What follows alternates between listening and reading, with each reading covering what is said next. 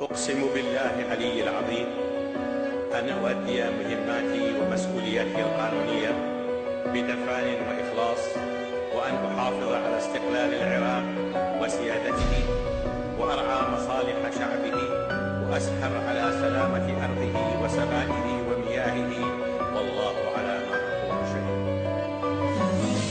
آسف سيد الرئيس، لازم تقرأ هالرسالة، اختصرت اللي أقدره واعتذر لك على الإطالة. أنا أمثل كل مواطن عنده غيرة وبيه حمية، أنا أمثل كل عراقي عانى ضيم الطائفية. انشغالك في أمرنا صارت أكثر من مواجع، لكن احنا ما شكينا بنعمة الله كل شيطانة. اسمع سيد الرئيس، جملة تعجز الانتظار، وأنا أكتب بالرسالة أسمع أصوات انفجار. أنا عذرك ما سمعتها، عايش أنت بنص ستار من الحواجز حتى تحمي نفسك أنت من الدمار. أنا أكره هالحواجز بسببها أحس بعيد، لأنها تمنع أن تسمع دمعة سالخ شهيد. كل ما لها قبر منها تحط له جثة عنها ضاع، أنت بضحكة وعدتها كل ما تعقد اجتماع. يا رئيس إن أنت خدتك قلنا نبشر مرة خير، كل أملنا بالأمان وننطق خبزة للفقير. في صفينا كنا فقرة وأنت عايش بالقصور، لا تفكر أردح إذا كان قانع بالأمور. حقك أنت ما شفتني أنا يم حجمك صغير، أنت بيتك كله يلمع وأنا قاعد على الحصير. يا رئيس الدولة سافر حل الأمور الخارجية، وأنا ويا جار عارك لو أكدت على الهوية. أنت آلاف الجنود تحمي بيتك وأنا حامي، حتى ما يقدر يبوق أنط جيبي للحرام. خلنا فطنا كله أخذه وخلى أعيش بنص أمان، أنا وعدك أنت خذكم أخذ صبعي للضمان، أو أقل لك أخذ صوتي وحتى عمره ما أريد. حلم أشوف أطفالي تضحك لو يمرها مرة عيد. يا رئيس الشكوى لله، لكن اكتب وأنت تقرش كم مريض اللي يموت لأن علاجه يلقى برا. من يموت يريد حفرة، يا رئيس انطونا حفرة بيها ندفن تبقى للمقابر. عدنا سفرة احنا بكل شي عدنا فقرة، منطقتنا كلها موت، حتى عسرائيل يخجل لمه بينها من يفوت. دمعة عدنا بيها صوت قد سعادة بضحكتك، ما هو قصدي بيك اقارن، انا اسف لو جرحتك. بس ولدنا ضحوا لاجلك، ضحي مرة وحزن قيس، ما تكفى الرسالة. اسف سيد الرئيس.